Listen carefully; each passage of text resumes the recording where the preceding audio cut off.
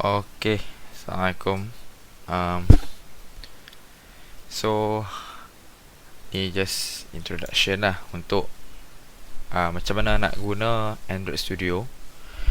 Android Studio ni macam kita tahu lah, dia IDE untuk buat Android apps. You boleh write code in Java, you boleh write code in Kotlin. You boleh pilih lah between tu, dua language tu yang mana yang nak pakai, yang senang. Ada orang senang dengan Java, ada orang senang dengan Kotlin. So itu preference masing-masing lah. Okay, so bila kita launch program ni, awal-awal kita akan jumpa ni lah, dia punya welcoming screen lah. So dekat sini ada state version. So ni version yang currently, yang stable version yang aku pakai. So 3.6.1. Dan ada beberapa pilihan. Kita start new project kat sini, kita open current project kat sini. Ini kalau kita ada project daripada version control. Yang ni kita boleh profile or debug APK. Maknanya kalau kita dah ada APK yang kita nak tengok apa ada dalam APK tu.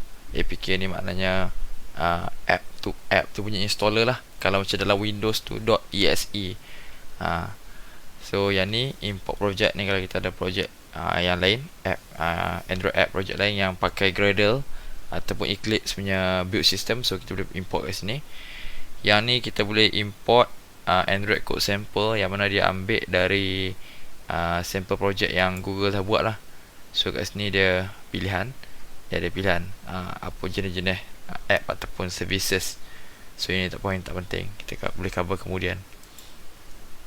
So first kita akan ke sini lah, start new Android Studio project. So kita klik ni. Dekat sini kita dia tunjuk kat kita beberapa pilihan screen ataupun first activity yang kita nak Android Studio ni create untuk kita. Maknanya aktiviti permulaan ataupun paparan permulaan untuk app tu. Jadi ada macam-macam, tapi untuk tutorial ni kita hanya ambil empty lah, empty activity. So klik next. So kat sini kita boleh namakan apa-apa pun app kita. Contohnya macam tutorial. Untuk ni aku bagi nama tutorial lah, senang. So ni package name, dia auto created.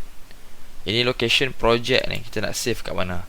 So untuk senang untuk tutorial ni, aku save kat desktop lah, supaya nanti dia akan create satu folder name tutorial dekat desktop. Ini language pilihan, Kotlin atau Java. So macam sekarang aku prefer Kotlin sebab dia macam lebih senang nak faham, dan kita tak perlu tulis banyak benda, dia lebih ringkas. Ini minimum SDK. Dia kata kat sini your app will run on approximately 99.6% of devices. So dekat sini adalah minimum SDK yang juga mewakili API level ataupun Android version yang kita pilih as a minimum untuk projek ni. Maknanya apa-apa version yang kita specify kat sini, yang kita pilih kat sini, kalau device tu contoh, kalau kat sini kita pilih Android API 21, Android 5 Lollipop. Kalau device tu dia Android sebelum Android 5, dia tak boleh install app ni, sebab dia dianggap tak disokong oleh developer lah, not supported by the developer. So at least API 21 Android 5 baru boleh install. So dekat sini bila kita pilih ni, dia ada approximation of devices, 85% devices yang ada sekarang ni. So as of tahun lepas kot, sebanyak 2 bilion Android apps yang dah macam dah digunakan lah, ataupun user, 2 bilion Android user, 2 bilion ke 2.5 bilion macam tu. So 85% ni daripada device tadi, daripada 25 bilion. So maknanya kalau kita letak minimum SDK kita Android 5, kita ada chances untuk orang download tu tinggi, sebab supported in term of minimum SDK. So kalau kita letak paling rendah, contoh macam ni, dia confirm lah 100% lah. Walaupun certain user dah tak pakai dah yang version lama, paling kurang tahun 2020 ni pun mungkin Android 6 ataupun Android 7 paling kurang lah tahun 2020 ni. Sebab certain phone paling lama pun 3 tahun ataupun 2 tahun OEM tu support update. So ni kita pilih 6. 6. Ini boleh tukar balik kemudian, ada caranya, tapi untuk sekarang ni kita pilih je version apa yang kita nak. So kita create finish. So kita tengok kat sini dekat desktop ni, dia dah create satu folder project dekat sini. So kita biar dia build kejap untuk dia set up project. So yang ni aku besarkan screen. Okay. So ini tak apa, just ini boleh tick untick ikut masing-masing lah preference. So tunggu dia build sampai habis dulu.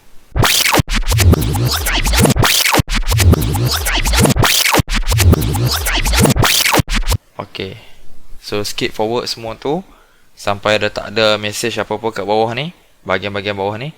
So kita ready untuk tengok apa yang starting project ni dia bagi. So first aku rasa adalah lebih baik untuk aku terangkan flow bahagian tepi ni. Bahagian tepi ni ialah kita panggil project punya directory, ataupun dia punya dekat mana file-file ni kita boleh cari dia punya directory lah untuk project. So ini Android app punya directory. Kita boleh tengok directory project ni, maknanya lagi luar. Sekarang ni kita paling tinggi hierarchy dia apps punya folder kan. So ada satu lagi okay, project. So kita tahu project ni dia save dekat desktop dalam folder tutorial kan. So dalam ni, inilah semua app kita punya file-file ataupun folder yang terlibat untuk project ni, untuk app ni. So app yang tadi tu dekat sini, so dia ambil dari sini. So ini kalau kita expand, dia ada beberapa folder lagi yang sama macam tadi. Okay, project macam ni kan. So dekat sini, kira maknanya kalau kita import project baru, dia akan automatic nampak yang Android, akan nampak app folder ni. So first file, macam tadi kita dah nampak, dia dah tunjuk file ni.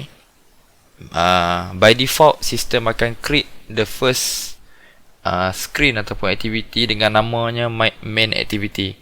So kita boleh menjadikan ni reference sebagai inilah file untuk first activity, mana activity paling awal sekali, dan programmingnya kita buat dekat file ni lah, main activity.kt ni.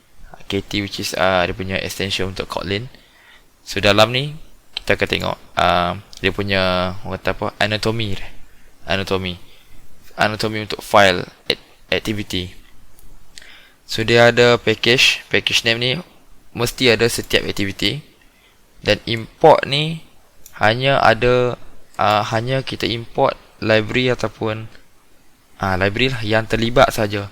Kalau kita import yang tak terlibat dan kita tak tulis pun benda yang berkaitan dengan library yang tak terlibat tu, dia jadi macam grey out. So dia tahu yang benda ni tak perlu pun, dan kita boleh padam library yang tak terlibat lah. So dekat sini kita ada class main activity, app compare activity, which is nama main activity ni also same as nama activity ni lah. So dalam block ni dia ada satu activity nama dia on create. So override fun on create, which is fun ni short for function, kata silap function on create. And then dalam ni dia ada satu lagi for on create function, dan dekat sini dia set sebagai method set content view r layout activity main. Ini untuk it's like a link this activity to dia punya layout dia. So layout dia yang ni. So kita nak linkkan file ni, activity ni dengan dia punya layout supaya ada macam connection. So kita set ini. So ini saja bahagian basicnya yang sistem automatic buat untuk default project. So kita tengok layout dia pula. Layout ni dia berada dalam folder res, which means short form resources. So dalam folder resources ni dia ada drawable, folder yang kita letak kita punya asset asset ni dia ada image, dia ada video, mostly image lah. Image yang boleh jadi dalam banyak format, JPEG boleh, PNG boleh, WebP pun boleh, dalam folder drawable.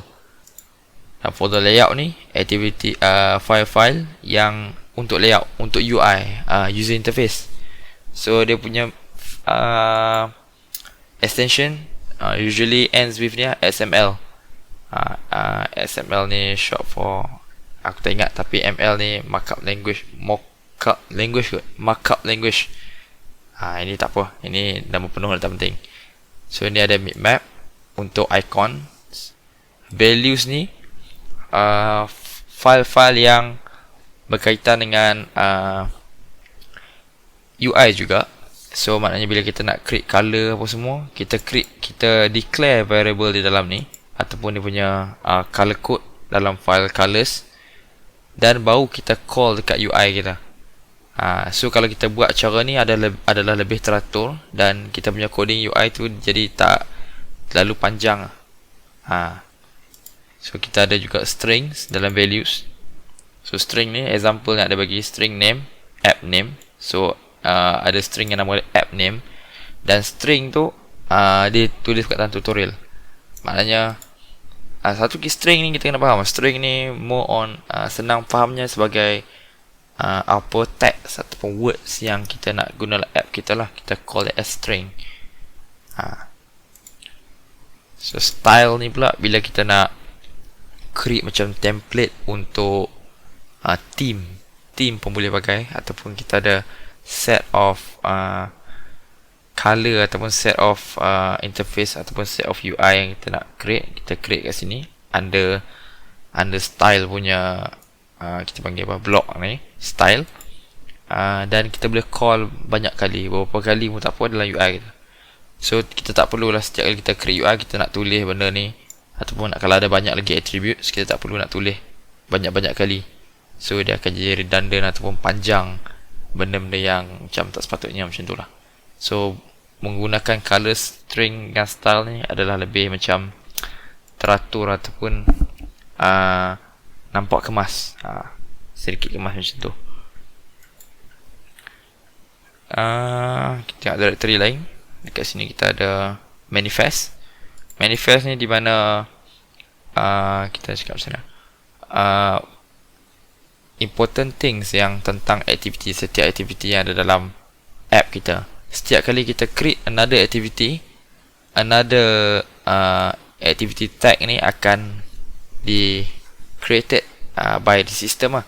Setiap kali kita create new activity, apa-apa activity pun, benda ni akan ada baru. Dan semakin banyak activity kita ada, semakin banyak dan makin panjang dia punya manifest ni.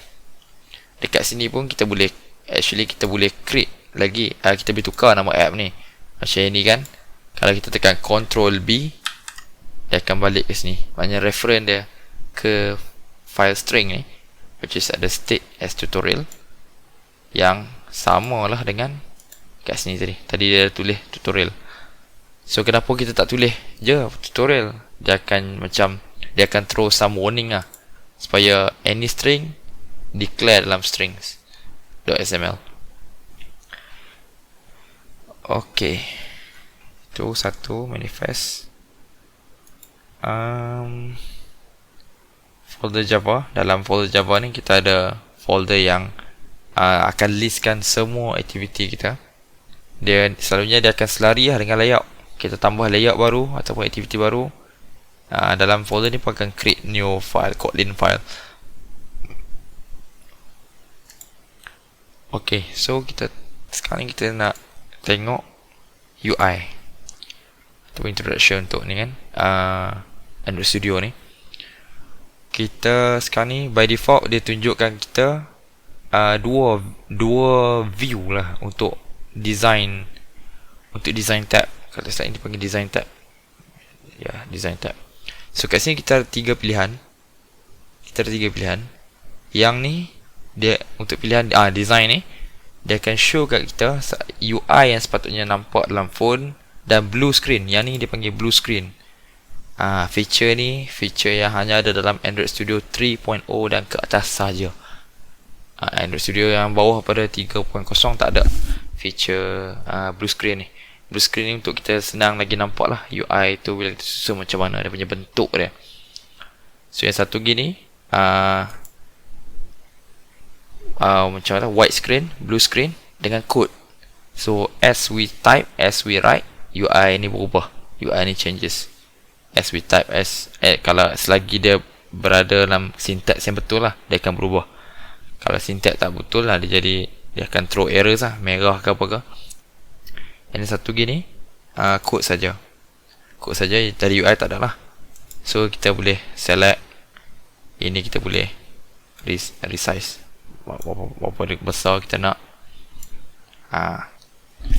Lepas tu dekat sini kita boleh select theme. Yang ni theme yang by default sistem dah ada lah. So dia tak memberi banyak efek kalau kita tak set dekat value tadi. Yang ni adalah version Android untuk dia paparkan UI tu. Ini based on theme juga kalau tak silap. And then this yang ni kita boleh select phone punya dimension, screen punya apa tu kita panggil inci, 5 inci, 5.2 inci, 5.5 inci, dan ke atas makin tinggi. So contoh kalau kita tukar ke 5.6 inci, so ini adalah ukuran Pixel 3a real world punya dimension dan inci, sebab dia state 3a. Pixel 3SL. Ni kalau tablet macam tu lah, tablet 7 inci. Ini kalau smartwatch memang petak sebab dia hanya petak round pada round. Ini kalau design yang round, sebab smartwatch pun banyak design sekarang. Ini kalau kita buat app untuk TV, kita nak design UI untuk TV, Android TV. So kita pilih TV lah. Ini auto untuk kereta, otomotif. Ini kalau kita ada yes, kita boleh select custom design yang phone lain. Macam tu. Yang ni dia punya, jap, sekarang ni kita tukar balik ke Pixel. Sekarang ni dia punya rotation. Kita boleh select kita nak view as apa. UI mode night, not night. Beza, tak nampak. Yang ni ini pun kita boleh set sama macam ni lebih kurang. Yang ni dia hanya tunjuk kod, design saja, design dan kod saja. Dekat design ataupun design dan kod ni, kita juga boleh set kalau kita, contoh kita tak suka tengok blueprint ni, mungkin semak ke apa kan, kita boleh select di sini, blueprint saja pun boleh, design saja pun boleh, ataupun dua-dua macam tadi, macam asal. So dia atas masing-masing macam tu.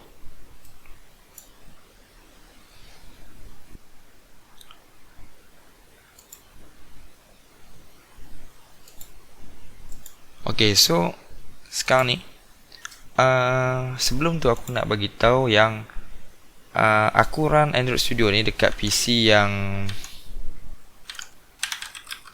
System Information. PC ni dia CPU dia ialah AMD lah. Prosesor AMD. The thing about AMD ni, for the time being, for the version of Android Studio 3.6.1 ni, emulator dia tak support by default. Maknanya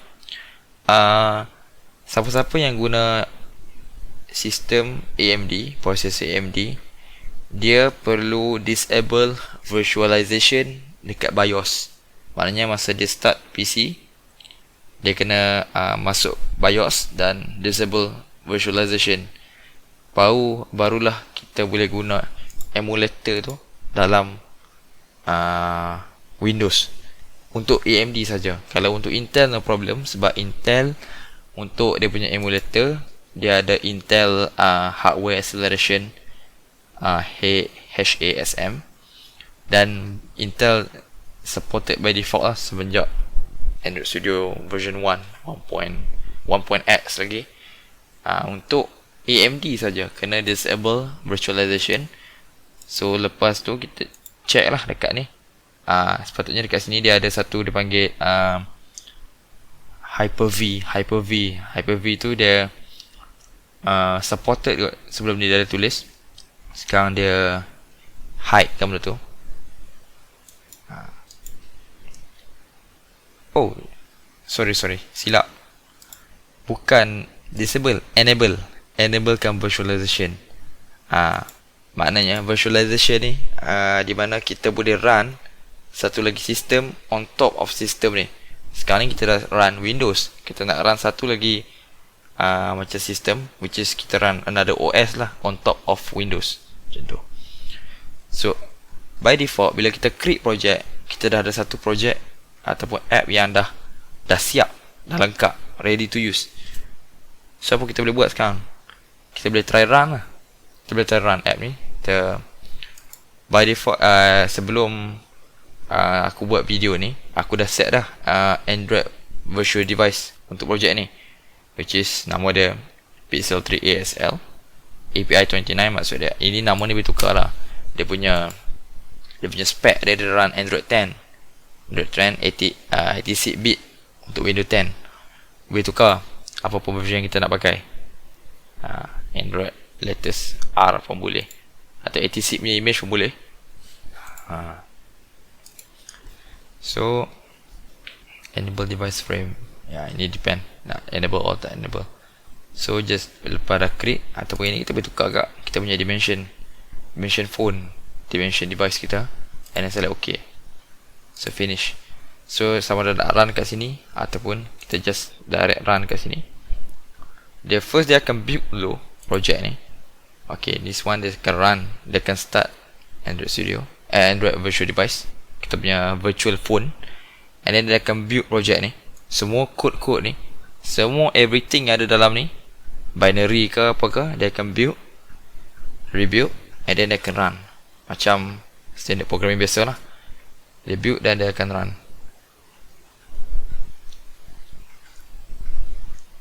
So yang ni dia ambil masa sikit.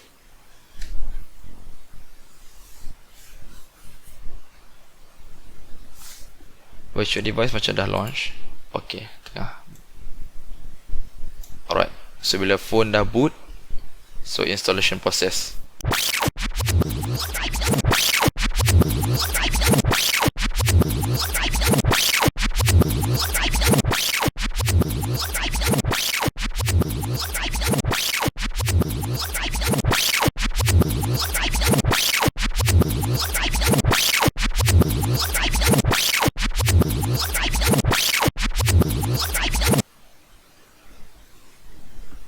Okay, so sekarang dia dah keluar, kita dah run. So kita tengok. Okay, so sekarang dia dah keluar. So dia macam just message lah, cakap how many time dia build project ni. So dia start without requiring to reinstall. Of course, sebab ni first time install, first build. So 1-2 millisecond ni macam pendek, tapi sebenarnya panjang 1-2 millisecond ni. Suppose dia boleh lebih bawah pada ni lah kalau dia dah. Sebab ni project ni kita baru create, so dia dia take time to compile semua binary, semua project file, semua code ni. So dia ambil masa sikit. So 1-2 saya tak kisah. So kita run. So sekarang ni kita tengok dalam design kita pun kita hanya ada ini. So dalam kita run pun ada ini je lah, sama lah seperti yang kita dalam design. Dan apa yang kita expect dekat phone, kita akan show kat kita benda yang sama. So kalau selalu kita back lah, kalau kita nak exit kan, so kita exit, dia akan return home lah, which is app tu macam dah dismiss lah. Tapi dalam Android Studio still benda running. So kalau kita nak betul-betul proper stop, kita just stop, tekan stop sini. Sebab kalau macam tadi app, okay, ni app yang dah install, so dia ada dalam phone. So kita launch. If kita tekan stop ni, sebab dia dismiss. So okay, aku kecilkan untuk senang tengok. Okay, kita buat macam ni. Alright, senang. Okay, bila aku sebelum kita run, dia akan keluar output yang sama lah dengan kita punya design. So kita design hanya ada text view. So apa yang dia display, text view jugalah. So kalau kita nak stop dia punya run ni, selalunya kita, kalau kita pakai phone biasa, kita just tekan back lah untuk tutup app tu. Tapi technically dia tak betul-betul shutdown, sebab dia still ada dalam memory kan. So dia still run in the background, right? So kita relaunch. Kita nak purple stop, kita stop kat sini. So this one, stop app. So dia dismiss. Kalau kita rerun sekali pun, dia tak kira sebagai run, sebab ini bukan run daripada Android Studio, ini run user run, bukan Android Studio punya run. Okay.